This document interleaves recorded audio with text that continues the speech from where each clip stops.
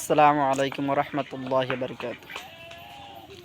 যখন আমি আপনি ঘরে রাত্রে শোইতে যাই, শোয়ার পরে কিন্তু আপনাকে কেউ প্রশ্ন করে না।